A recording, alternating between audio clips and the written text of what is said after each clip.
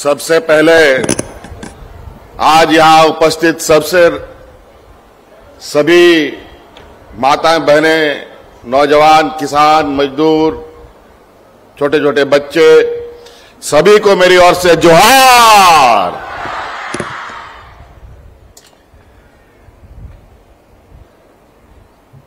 आज यहां सिमडेगा जिला के कोलेबिरा प्रखंड में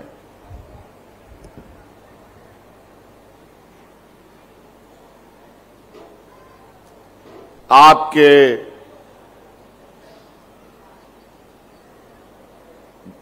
गांव में आज सरकार पहुंची है।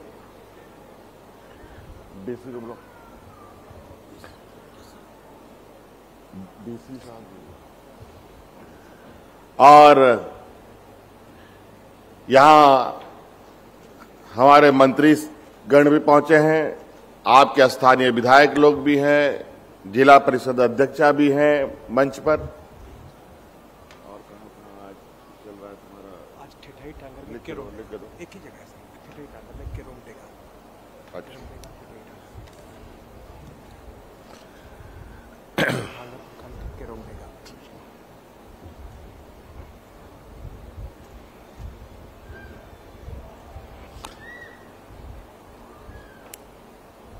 आपकी योजना, आपकी सरकार, आपके द्वार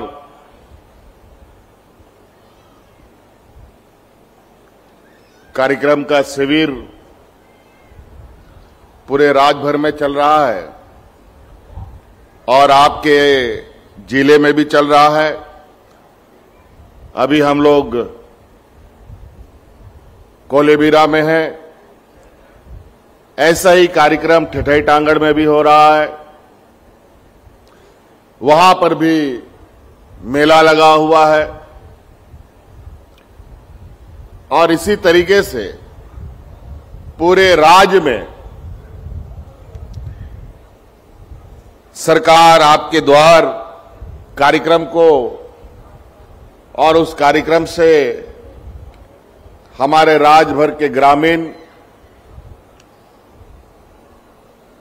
किसान, मजदूर, गरीब, हमारी छात्र छात्राएं पहुंचकर उन शिविरों में उनके लिए क्या है वो खोज रहे हैं।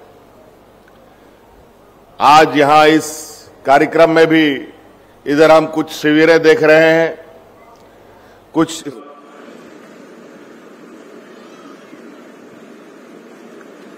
कार्यक्रम का शिविर पूरे राज्य भर में चल रहा है और आपके जिले में भी चल रहा है। अभी हम लोग कोलेबिरा में हैं, ऐसा ही कार्यक्रम ठिठई टांगड़ में भी हो रहा है। वहां पर भी मेला लगा हुआ है और इसी तरीके से पूरे राज्य में सरकार आपके द्वार कार्यक्रम को, आज इस कार्यक्रम के बारे में हमारे कई साथियों ने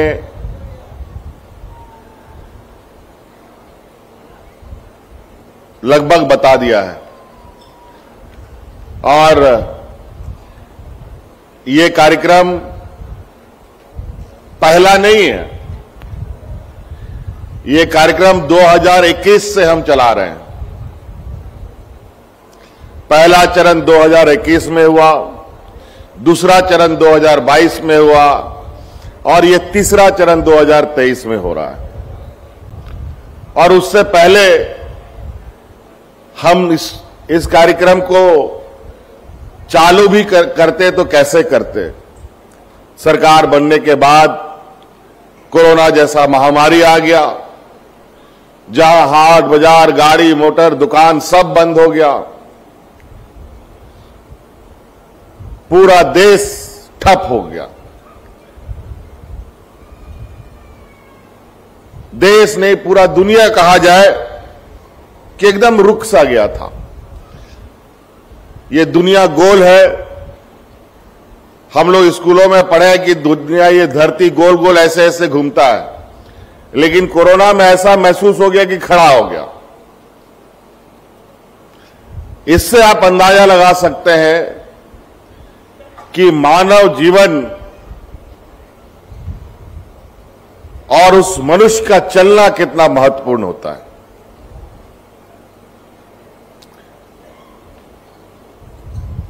मनुष्य का जीवन की गतिविधि कितना महत्वपूर्ण होता है।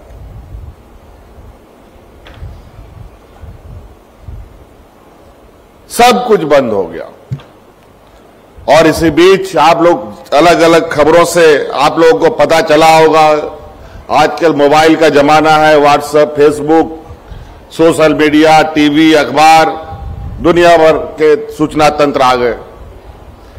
इस कोरोना में चूंकि झारखंड सबसे अधिक पिछड़ा राज्य है, तो यहां का लोग अपना रोजी रोजगार के लिए अलग अलग राज्यों में जाता था।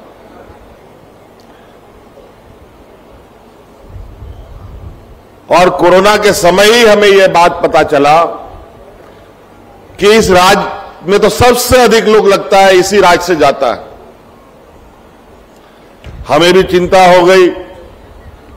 अचानक लॉकडाउन हो गया, सारे मजदूर जहां का तहां, कोई मुंबई में, कोई महाराष्ट्र में, कोई बेंगलोर में, कोई 7 समुंदर पार फंस गया, घर नहीं वापस आ पाता था। फिर भी लोग काफी, कोई लोग अलग अलग जुगाड़ लगा करके, कोई मोटरसाइकिल से दिल्ली से चल दिया, कोई मुंबई से साइकिल से चल दिया, कोई रिक्शा से चल दिया, और जिसके पास ये सब नहीं था तो पैदल भी चल दिया। और इतना त्राहिमाम मंजर था, कई लोगों का तो चलते चलते रास्ते में मौत हो गया।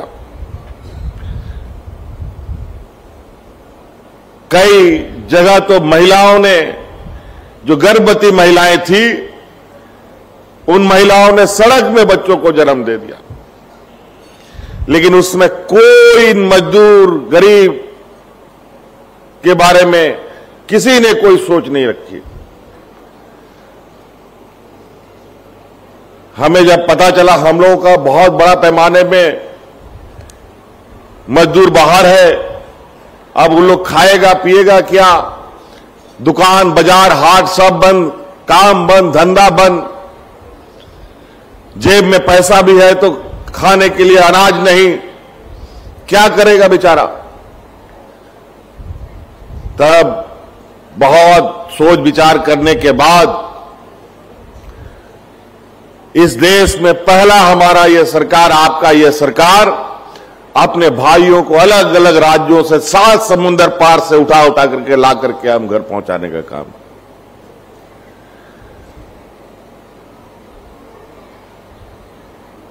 तो ऐसा उस समय का मंजर। 2 साल तो कोरोना ने हमारा खा लिया।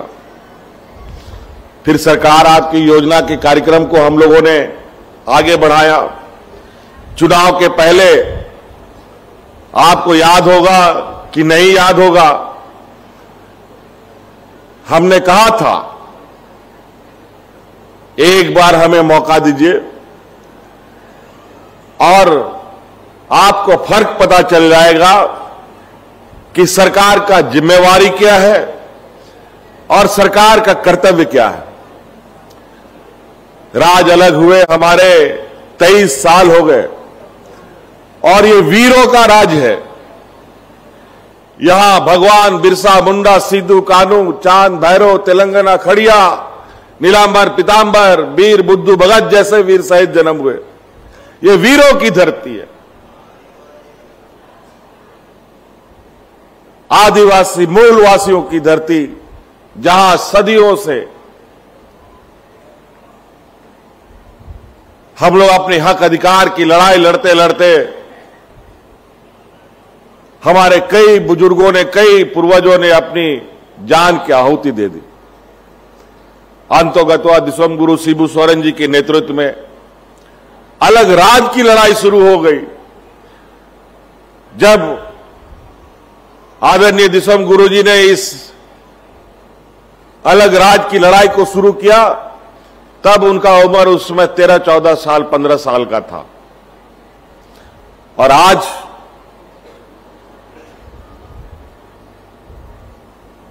उनका उम्र 80 साल से ऊपर हो गया, बुजुर्ग हो गए, लेकिन लड़ाई नहीं छोड़ा और उनके नेतृत्व में अनगिनत आंदोलनकारी शहीद हुए और राज हमें मिला। 23 साल हो गए राज अलग हुए, लेकिन राज को दिशा देने के लिए, राज को विकास के पथों पर आगे बढ़ाने के लिए जिनको जिम्मेवारी मिली, इन लोगों ने, जब सरकार राज अलग हुआ था उस समय सरकार का बजट सरप्लस हुआ करता था। इसका मतलब कि सरकार के पास सारे संसाधन मौजूद थे, सारे पैमाने मजबूत थे इस राज को आगे बढ़ाने का। लेकिन धीरे धीरे उन सत्ताधारियों ने इस राज को खोखला करना चालू कर दिया और आज का बजट सरकार घाटे में बजट लेके आती है। और बड़ा चतुराई से उन्हीं लोगों के हाथ में यह राज चला गया जो राज को अलग करने के घोर विरोधी रहे। तब हम लोगों ने सोचा, भाई हम लोगों ने राज लड़ करके, हमारे पूर्वजों ने तो हमको दिया, लेकिन जिस उद्देश्य से दिया कि यहां के किसानों का, यहां के आदिवासियों का, दलितों का, पिछड़ों का, अल्पसंख्यकों का विकास होगा, वो तो हो नहीं रहा है। बल्कि यहां से लोग पलायन कर रहे हैं और यहां पर बाहर से लोग आकर के हमारे राज्य के खनिज संपदाओं पर टूट पड़े। हमारा गांव का गांव कई जिलों में विस्थापित होते चले गए। कहीं कोयला निकाला जा रहा है, कहीं बॉक्साइट निकाला जा रहा है, कहीं लोहा निकाला जा रहा है, अनगिनत तरीके से अलग अलग खनिज संपदाओं के नाम पर। लेकिन बदले में हमारे ग्रामीणों का क्या विकास हुआ वो हम आप सभी जानते हैं। और ये राज को पाने में हमारे अगुआ लोगों को लगभग 40 साल लग गया इस राज को अलग करने के लिए। फिर हम लोगों ने भी सोचा ये तो राज गलत लोगों के हाथ में चला गया। फिर 2019 में हम लोगों ने भी पूरा कमर कस करके ये चुनाव लड़ने का काम किया और आप लोग के आशीर्वाद से उस 20 साल के इस जमात को हम लोगों ने उखाड़ फेंकने का काम किया और सरकार बनाया। कभी आप लोग सोचते थे कि आपके गांव में पदाधिकारी जाएंगे? कभी आप सोचते थे बीडीओ, सीओ, डीसीएसपी आपके गांव में कभी जाएगा? इंजीनियर जाएगा? कर्मचारी जाएगा? अभी भी कई ऐसे हमारे गांव के लोग हैं जो कभी ब्लॉक ऑफिस नहीं देखा। बीडीओ कौन है कभी नहीं देखा, सीओ कौन है कभी नहीं देखा, डीसीएसपी तो बहुत बड़ी बात है। लेकिन आज इस राज्य में गांव गांव में, पंचायत पंचायत में जहां सड़क नहीं है, आने जाने का रास्ता नहीं है, वहां पर भी पदाधिकारी या तो ट्रैक्टर में जा रहा है, या तो मोटरसाइकिल में जा रहा है, या तो बैलगाड़ी में अपना ऑफिस का लैपटॉप, कंप्यूटर और प्रिंटर लेकर के और आपकी समस्या का समाधान कर रहा है। 2021 में जब हम लोगों ने शिविरें लगाई तो 35 लाख आवेदन हमें मिले। दूसरा बार 2022 में जब शिविर लगाया तो 55 लाख आवेदन मिले। तो आप अंदाजा लगाइए 35 लाख और 55 लाख कितना हो गया? 1 करोड़ के लगभग समस्या हमारे गांव के अंदर में है। जब इतनी संख्या हमने देखी, जब हमने इसकी संख्या देखी तो हम अपना माथा पकड़ लिए कि भाई 1 करोड़ समस्या अभी भी गांव में है, तो 20 साल में सरकारों ने काम क्या किया? इससे अस्वस्थ होता है कि हमारा ब्लॉक कार्यालय काम नहीं कर रहा था, हमारा जिला कार्यालय काम नहीं कर रहा है, और इसी वजह से इतनी समस्या आकर खड़ी है। लेकिन ये कार्यक्रम के माध्यम से हमें कई आश्चर्यजनक सवाल भी देखने को मिला और कई समस्याओं को समाधान करने में भी हमें एक मार्गदर्शन मिला। हम इससे अंदाजा लगाने लगे कि हमें कौन सा काम पहले करना चाहिए, कौन सा काम दूसरे नंबर में, कौन सा काम तीसरे नंबर पर। एक सूचीबद्ध तरीके से, एक योजनाबद्ध तरीके से हम लोग आगे बढ़ने लगे। हमारा गांव आज के दिन में भी गरीबी की दंश से कहरा रहा है। हमारे गांव में आज भी किसान, मजदूर, बेसहारा लोग बहुत बड़ी संख्या में। पहले जब हम लोगों ने आवेदन का उस समय छंटनी शुरू किया तो सबसे अधिक गांव में वृद्धा पेंशन, विधवा पेंशन, विकलांग पेंशनों का आवेदन मिला। और इतना संख्या मंत्री जी ने बताया आपको 20-22 लाख से अधिक। तो हम लोगों ने, और उसका समस्या का समाधान पूर्व की सरकार में कभी नहीं निकाला गया, और इस समस्या का समाधान ना विधायक के पास था ना मंत्री के पास था। तो हम लोगों ने निर्णय लिया, नहीं, पहले सामाजिक सुरक्षा का काम करेंगे। जब तक राज्य के लोग को सुरक्षा नहीं मिलेगा, वो कभी भी मजबूती से आगे नहीं बढ़ पाएगा। इसीलिए पहले हम लोगों ने बुजुर्गों को बुढ़ापे का लाठी देने का काम किया, और इस राज्य के 60 साल के सभी बुजुर्गों को पेंशन देने का काम कर दिया। आज कोई बुजुर्ग वृद्धा पेंशन के बगैर नहीं है। और आज जो शिविर लगे हैं, शिविर की मैं जानकारी ले रहा हूं, तो वृद्धा पेंशन का जो आवेदन आता है तो पता चला कि कहीं पर 10, कहीं पर 5, कहीं पर 2, कहीं पर 15, इससे अधिक नहीं। और वो इसलिए आता है कि आज के दिन में सारे वृद्धाओं को पेंशन मिल रहा है, लेकिन जिस समय से लेके आज तक जो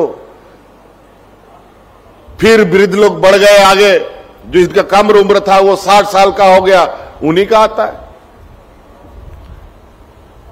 विधवा पेंशन का भी वही हाल, सरकार ने उसमें कैप लगा दिया, और वो भी 40 साल की जब विधवा होगी तभी पेंशन मिलेगा।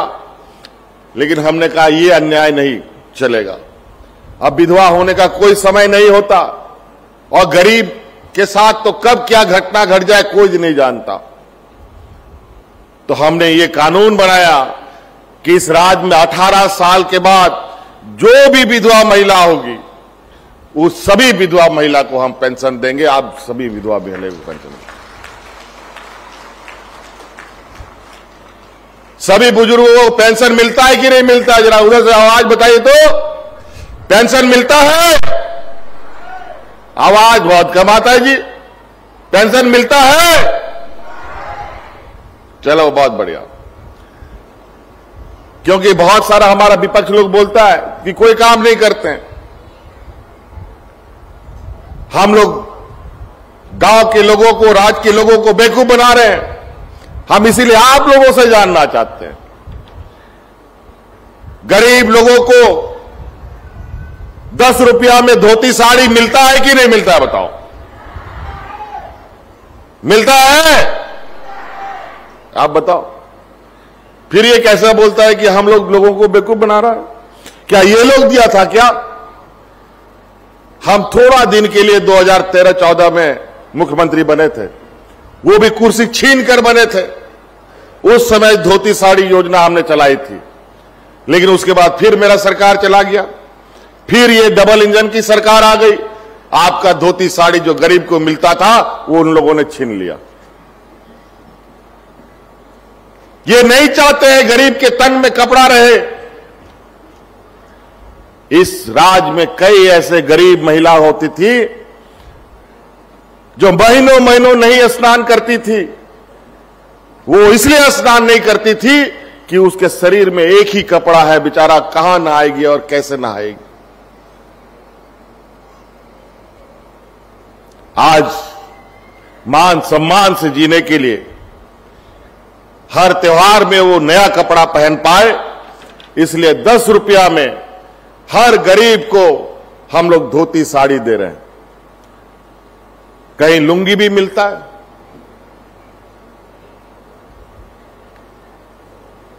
हमारी हर वो सोच जो हमारे ग्रामीण क्षेत्र में रहने वाले लोगों के लिए है, वहां किसानों के लिए, आज के दिन में किसान भगवान भरोसे ही जीता है।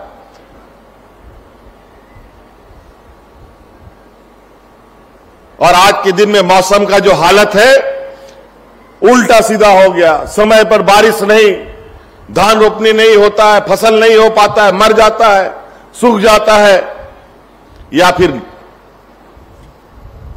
खेती ही नहीं हो पाता है। इसीलिए हम लोगों ने बिरसा हरित ग्राम योजना लाया है, जिसके माध्यम से अब नए तरीके से, नए पद्धति से आप खेती कर पाए।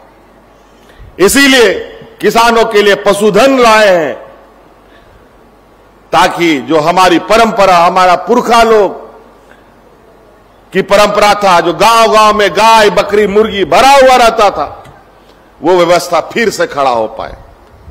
आपको सुनकर आश्चर्य होगा कि आज आंकड़े कहते हैं कि बहुत बड़े पैमाने में हमारे गांव के बच्चे कुपोषण का शिकार हो रहे हैं।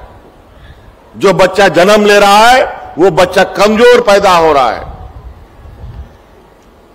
ये बात कहीं से हमको हजम नहीं होता है कि हमारे गांव के बच्चे कमजोर पैदा हो, क्योंकि कई ऐसे जगह हमारे गांव में आज भी लोग हैं जो 100 साल की उम्र पार कर रहा है, लेकिन वो अभी भी चल रहा है, खेती बाड़ी कर रहा है। लेकिन हमारे गांव में क्यों कमजोर पैदा होगा बच्चा?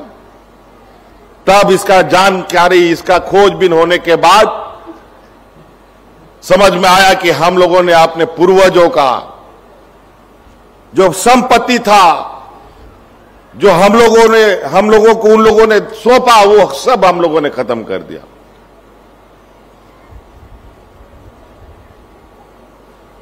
गांव के जानवर खत्म हो गए, गांव का बकरी मुर्गी सूअर सब खत्म हो गया। यहां का मूलवासी, यहां का आदिवासी के पास बैंक में भरा हुआ नोट नहीं है। उनके पास अगर कोई धन है तो यही पशुधन के रूप में होता है। गाय बकरी, इसी को हम लोग पशुधन बोलते हैं।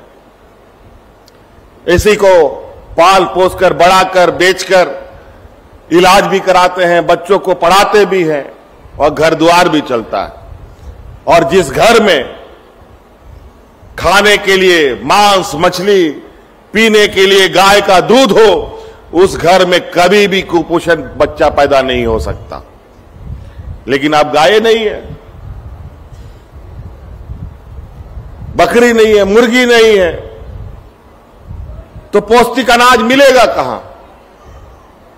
और स्थिति ये आ गई देश के अंदर कि आज लोगों को सरकार के राशन पर जीवित रहना पड़ रहा है। और ये स्थिति हो गई, और ये एक दिन का बना हुआ स्थिति नहीं है। ये बरसों से धीरे धीरे इस देश के आदिवासी, दलित, पिछड़े, गरीब को समाप्त करने की एक कार्य योजना चल रही है।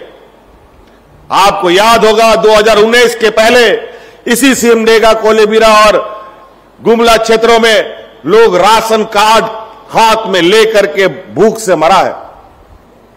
हम उनके गांव गए, उनके घर गए, लेकिन आज आपकी सरकार कोरोना जैसा महामारी जिसके बारे में दुनिया नहीं जानता था, तो हम क्या जानेंगे। हमारे यहां तो स्वास्थ्य व्यवस्था भी नहीं, डॉक्टर की भी स्थिति ठीक नहीं, उसके बावजूद हम इस राज्य में कोरोना से, भूख से किसी भी व्यक्ति को मरने नहीं दिया। हम सलाम करते हैं यहां के महिला दीदियों को, जिन्होंने कोरोना के समय में अपनी जान की परवाह ना करते हुए सरकार को मदद किया और गांव-गांव में खाना बना करके किसानों को मुफ्त खाना खिलाने का, मजदूरों को मुफ्त खाना खिलाने का काम किया। तो कई ऐसी चीजें हैं, योजनाएं बहुत हम लोगों ने बनाई और ऐसी योजना बनाई कि हमारे गांव मजबूत हो, हमारे किसान मजबूत हो, हमारे मजदूर मजबूत हो, हमारे आने वाली पीढ़ी सुरक्षित हो। क्योंकि हमारा इस राज्य का अगर विकास का अगर कहीं पैमाना है तो मुख्य रूप से जो जड़ें हैं हमारा गांव है। अगर गांव मजबूत होगा तो हमारा राज्य अपने आप मजबूत होगा और अपने आप फलेगा फूलेगा। आज इसीलिए किसानों के लिए बिरसा हरित ग्राम योजना, पशुधन योजना, दीदी बाड़ी योजना, फूलो झानो योजना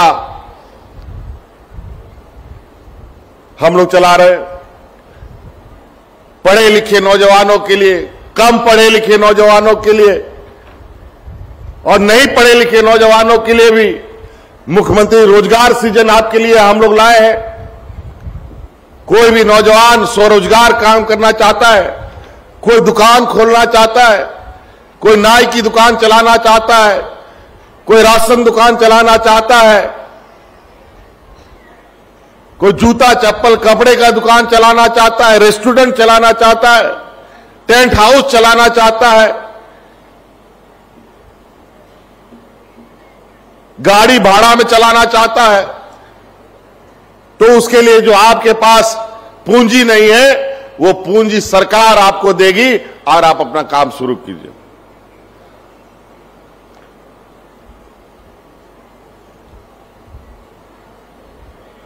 पूंजी का ही ना मेन दिक्कत होता है, बैंक तो आपको देगा नहीं, गरीब लोगों को बैंक लोन नहीं देता है, तो हम तो लोन भी नहीं, आपको सहायता राशि दे रहे हैं ताकि आप अपने पैरों पर खड़ा हो सके। और जो गाड़ियां हैं स्कॉर्पियो, बोलेरो आप लेकर भाड़ा में चलाइए, उसमें कोई गारंटर का जरूरत नहीं है, मुफ्त में आपको गाड़ी मिलेगा। वो रजिस्ट्रेशन का क्या 50-60 हजार रुपए खर्चा होता है वो दीजिए और 15 लाख रुपए का गाड़ी ले जाइए।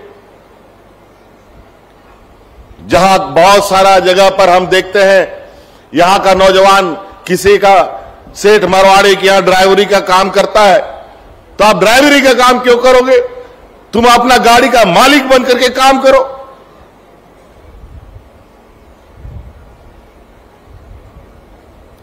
तो कई ऐसी चीजें हैं।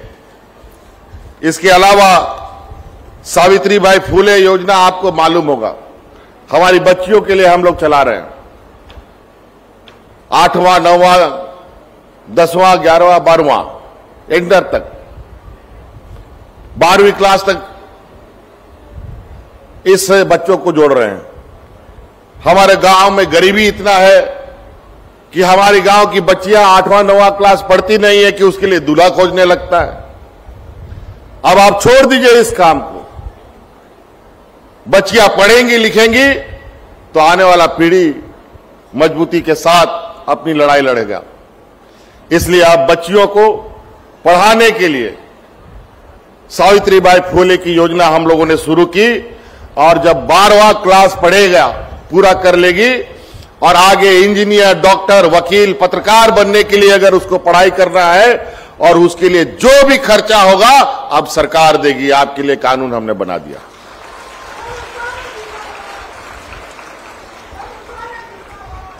आप उसका आपको चिंता करने का जरूरत नहीं है। और नौकरी करने के लिए भी अभी जेपीएससी का वैकेंसी निकल रहा है, जेएसएससी के माध्यम से वैकेंसी निकल रहा है। इसके लिए अगर बढ़िया कोचिंग भी आपको कराना है तो सरकार को आवेदन दीजिए, आपको सरकार मुफ्त कोचिंग कराने का काम करेगी और नौकरी दिलाने का काम करेगी। आप अपना किस्मत आजमाओ। अभी हम 400 बच्चों को मुफ्त कोचिंग करा रहे हैं। अलग अलग जिला लोग का आंकड़ा अलग है। रांची में अभी, और इस बार हम लोगों ने पहला चरण पर आदिम जनजाति के बच्चों को लिया है, जो बेचारे अब विलुप्त स्थिति पर हैं, और उनका कोचिंग चल रहा है। और अलग अलग एग्जाम में बैठने के लिए अलग अलग तरीके से वो तैयारी कर रहे हैं। सिर्फ कोचिंग ही नहीं, बल्कि उसको उनके रहने की भी व्यवस्था, उनको खाने की भी व्यवस्था हम कर दे रहे हैं, ताकि वो पढ़ाई करके कल को बीडीओ, सीओ, कलेक्टर बन करके अपने जनजातीय समाज का नाम रोशन कर पाए। प्रिमिटिव ट्राइब्स, बेचारे आदिम जनजाति, किसी भी तरीके से सरकार इन के इन प्रकार उनके लिए योजना तो बनाती है, लेकिन योजना कहां सूख जाता है पता ही नहीं चलता। वो इसलिए कि पढ़ाई लिखाई और सही जगहों पर उनका अनुपस्थिति। आज कितना आदिवासी समाज का लोग BDO, CO, collector, IAS, IPS, जज, पत्रकार है, कोई नहीं है। तो हमारी सुनता भी नहीं है। तो इसलिए आप लोगों को आगे बढ़ने के लिए हर रास्ते हम लोगों ने खोल दिए। पढ़ने लिखने वाले के लिए भी दुनिया भर की वैकेंसीज निकल रहे हैं। अभी सरकारी हो, गैर सरकारी हो, गैर सरकारी में तो 50,000 से अधिक बच्चों को हम लोगों ने नियुक्ति पत्र दिया। और उसमें तो ऐसा ऐसा कंपनी आया जिसमें कई बच्चे तो विदेश में चले गए नौकरी करने के लिए। तो विदेश में गया होगा तो मुफ्त में थोड़ी काम करने जाएगा। सब बच्चों का आंकड़ा हमारे पास है। कोई उसके साथ दुराचार होता है तो तुरंत सरकार के पास खबर आती है। अलग अलग प्रमंडल में कहीं पर 15,000, कहीं 11,000, कहीं 16,000, कहीं 5,000, एक मुश्त ऐसे पंडालों में हम लोगों ने नियुक्ति पत्र दिए।